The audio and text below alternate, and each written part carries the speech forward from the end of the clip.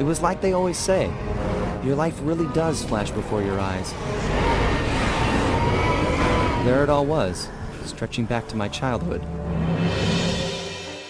Born into a family of master thieves that went back for generations, I was next in line to continue the Cooper name.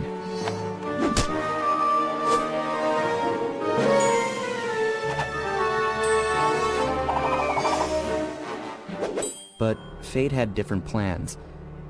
I was robbed of my childhood when a ruthless gang attacked our home.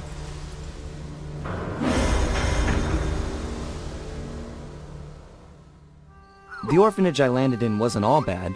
It was there that I met my lifelong friends. Bentley, he's always been the thinker. And Murray, he's the doer. We'd stuck together over the years, and our skill, our confidence, and our thieving reputation grew stronger with each heist. We thought that the good times would never end, and that our luck would never run out, which only made things tougher when the odds finally caught up with us. Then I met this guy, McSweeney, who claimed to have run with my father's crew back in their heyday. They pulled jobs all over the world and amassed quite a collection of priceless items. It was then that McSweeney told me all about the Cooper Vault. It seemed that my father, like all my ancestors, had been hiding their wealth in a secret place for generations, each one adding to the treasure hidden behind a door that, if McSweeney's story is true, only a Cooper can open. Using some well-placed clues provided by McSweeney, we set out for the secret island that held the vault. On arriving, we discovered someone by the name of Dr. M had already set up shop. From the looks of it, he'd been trying to crack the thing for years, growing steadily more frustrated in his failures and more paranoid as the decades rolled by. He built himself a fortress with security as tight as Fort Knox. Getting inside the place would take precision, creativity, and moreover, it would take an army of world-class thieves. Finding and bringing together that much talent won't be easy, but to get inside the Cooper Vault and collect my inheritance, I was willing to pay the price.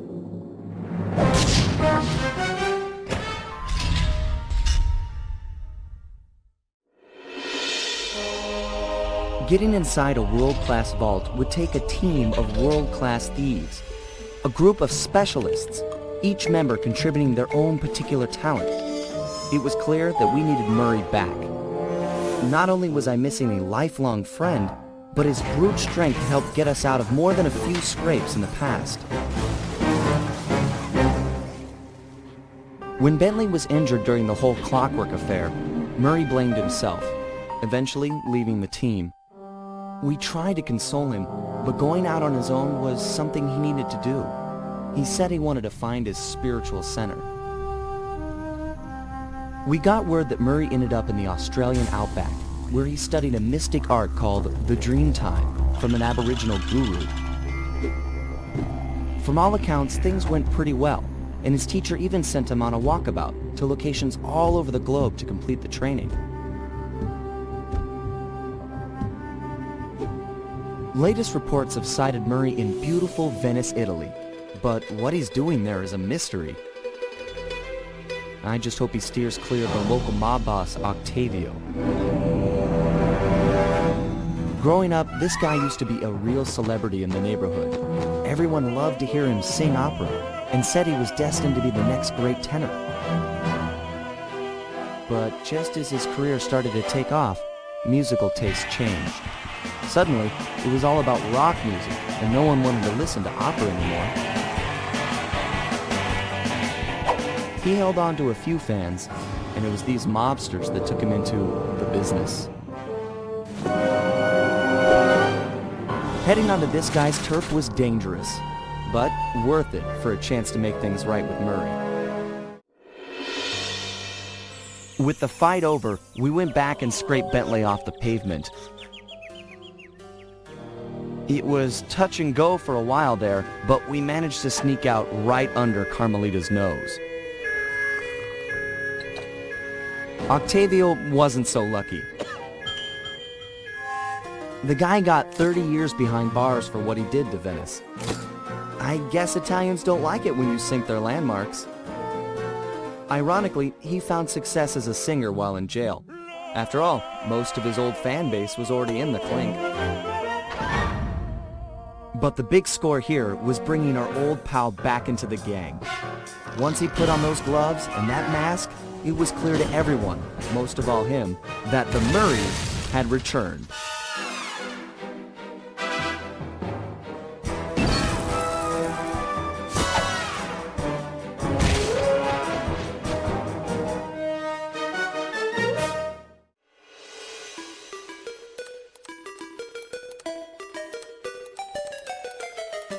At first, it seemed just like old times.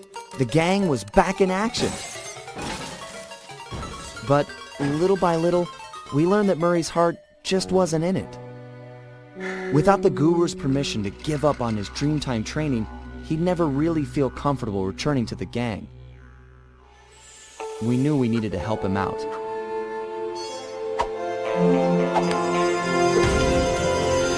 So, we packed up our things, whipped up some quick disguises, and headed for the Australian outback.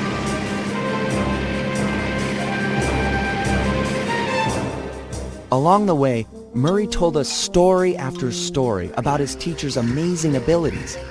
Apparently, this guru of his was capable of fantastic feats. He used the Dreamtime to blend perfectly into his surroundings, and even gain mental control over the weak-minded. If even half the stories were true, then this was a guy I just had to meet. Our gang needed to grow its ranks for a chance to get inside the Cooper vault. And this guru, this outback mystic, was looking like the best recruit we could have ever asked for. However, when we finally arrived in the outback, it was a shock to find that things had changed. And the guru was nowhere to be seen. Carmelita just lay there, unconscious, helpless on the desert floor. Being gentlemen, we kept watch over her throughout the night. Her camera proved to be a real source of entertainment as we took turns posing. Didn't want her to go home empty-handed.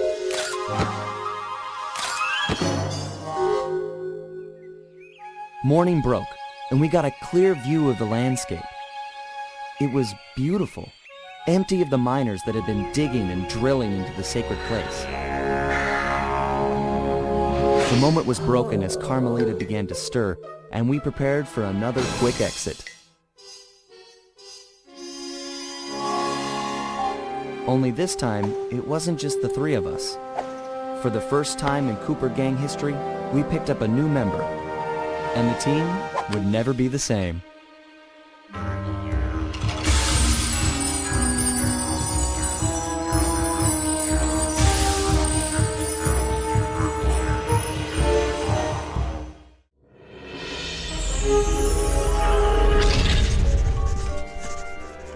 Bentley was obsessed. Every night he'd pore over the blueprints to Dr. M's fortress, looking for a way to get into the Cooper vault. He soon came to the conclusion that there was no way inside unless the gang picked up a dedicated RC specialist. An expert who had mechanical and piloting skills far exceeding his own.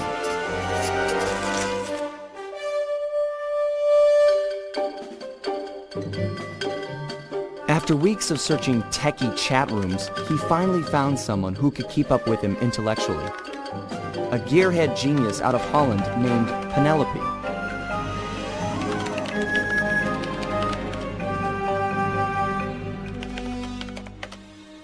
She politely declined our invitation to join the team, saying she only works for the best.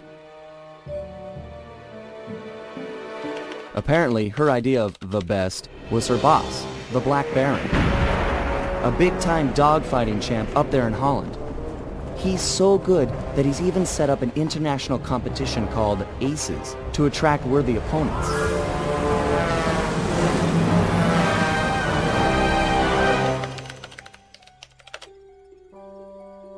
A few days later, she sent us a counteroffer.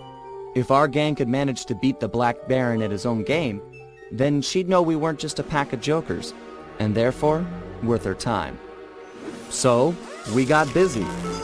With no time to lose, Bentley and Murray worked to put a plane together, while I got my pilot license the fastest way possible.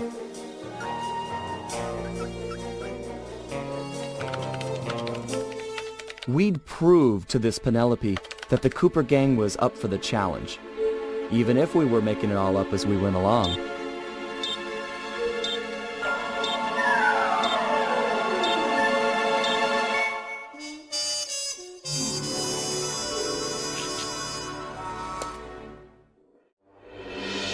It was quite a revelation. Penelope and the Black Baron were one and the same. But before we could even process this turn of events, we were rushed to the winner's circle. Somehow, against all odds, we become this year's champions.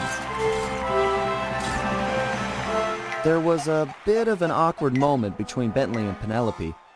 I guess the photos they'd sent each other over the internet were a bit exaggerated.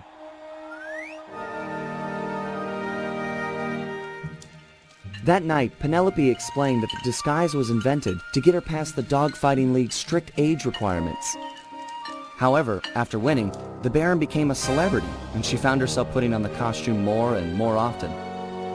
But now, with the Black Baron out of the picture, she was free to take up a new path, and she joined the gang without hesitation.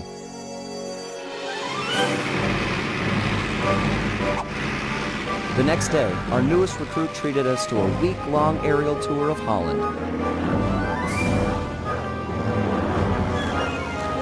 She was fitting in just fine.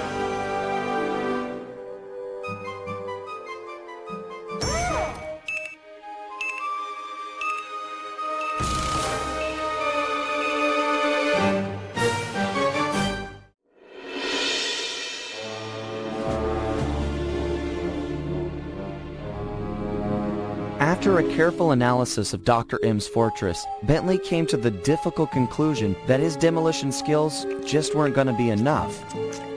If we wanted to get inside the Cooper vault, we'd have to recruit a full-time demolition specialist. However, Bentley's proposed candidate was a shock. My old enemy, the Panda King.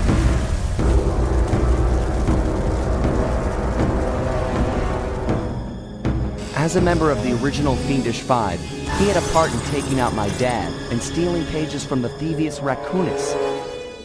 Eventually, I caught up with him, and I claimed back what he had stolen.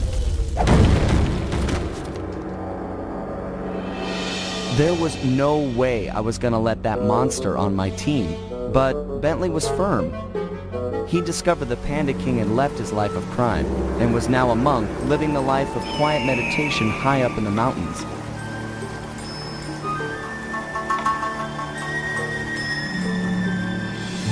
I wasn't at all convinced, but there was no denying that he had the skills we needed if we were to succeed. So the gang packed up, put on our disguises, and headed east to China.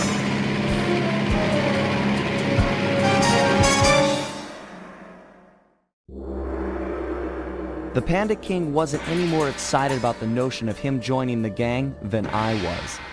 If it weren't for the guru, who for some reason really hit it off with the old guy, the whole deal would have been a bust. We could see the anger in the Panda King's eyes as he recounted how he lost a member of his own family. A daughter who was abducted by a powerful general from the northern mountains.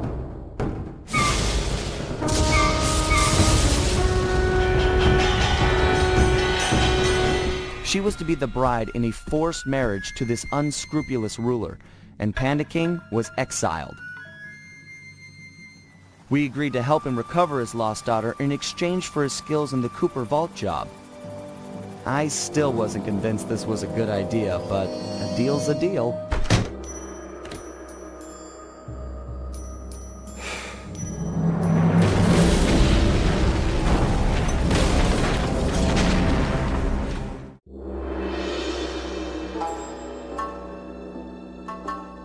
General Cao had his wedding right on schedule. Everything was as he'd arranged. except the bride came as kind of a shock.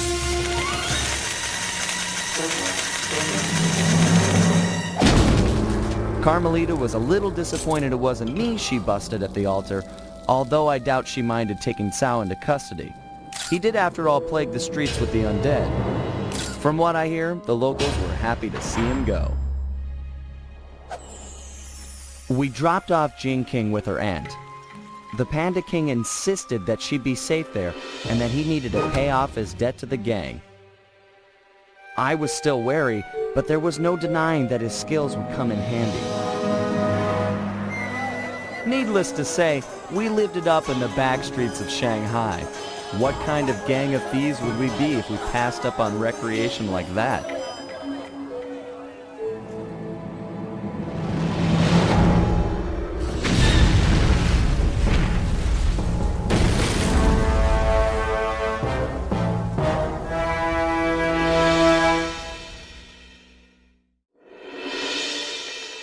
We got the message late one Saturday night. Dimitri was calling in the favor I promised him back in Holland.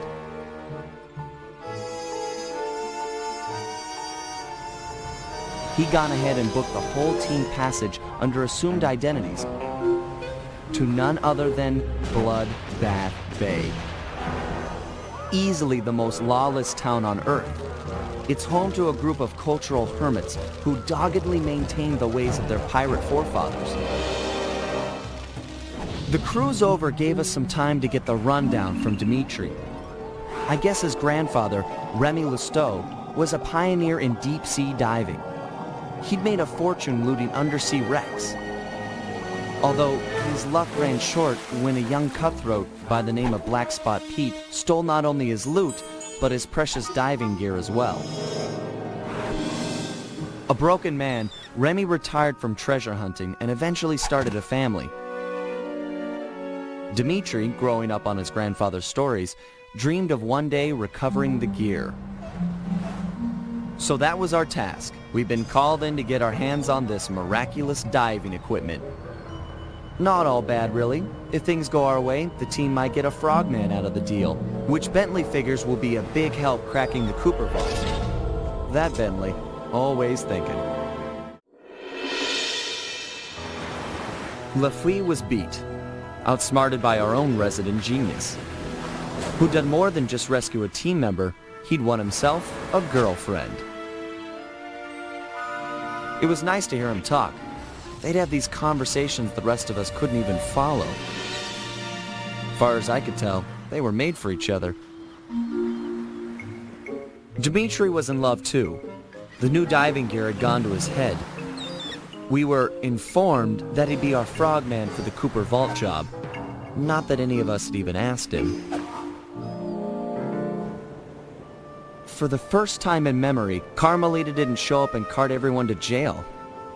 Oh well, I'll send her a postcard. You know, I'd hate to have her feel left out.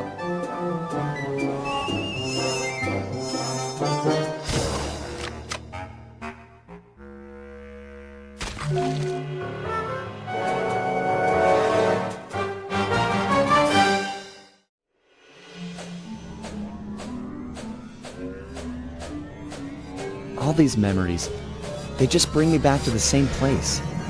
Getting crushed to death in the fist of some genetics experiment gone wrong. Not the way I thought I'd go out. Shame, really. Now that we've got this big gang, more like a pack of misfits. Either way, we'd become a team. We had some real potential there. Could have pulled off some big jobs. We were so close. The door to the Cooper vault was opening. But that Dr. M, if there's any justice, he'll get his. I just wish I'd seen what was in there. A stockpile of my family's accomplishments. Would I have measured up? What would I contribute? Would my father have been proud of me or ashamed? Funny, but here I am at the end, and suddenly all I can think about is what a coward I've been towards Carmelita. I never took the next step. Looking at Bentley and Penelope, it's clear what life is about. If Carmelita was here, I'd tell her straight out how I feel and quit playing around. Put our professional differences aside and see if we can make it work. But that'll never happen now. Can't take this crushing. Just let the pain stop.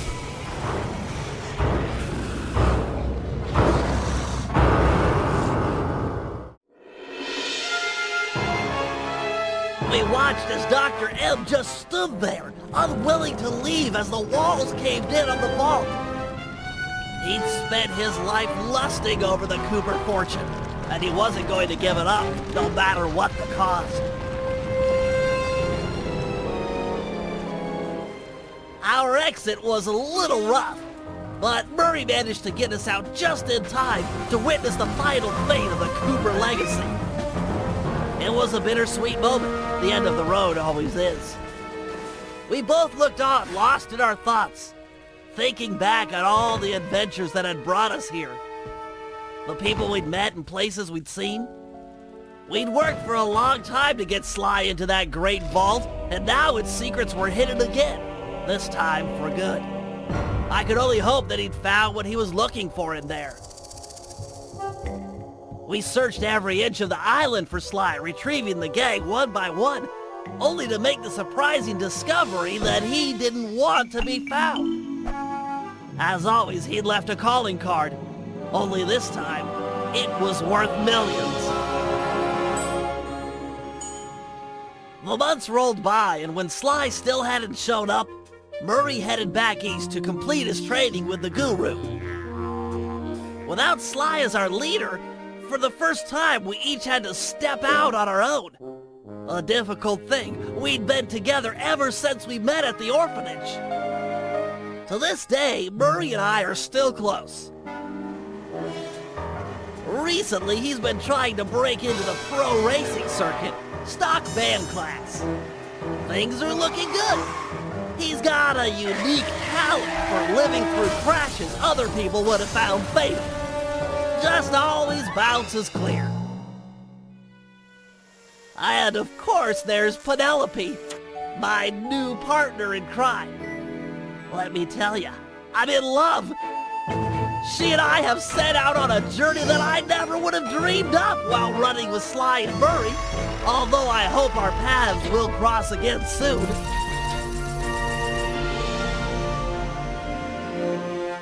So while this might be the end of our adventures together, it could be the start of something even bigger. Time will tell. Literally. 'Cause I'm building a time machine to find out.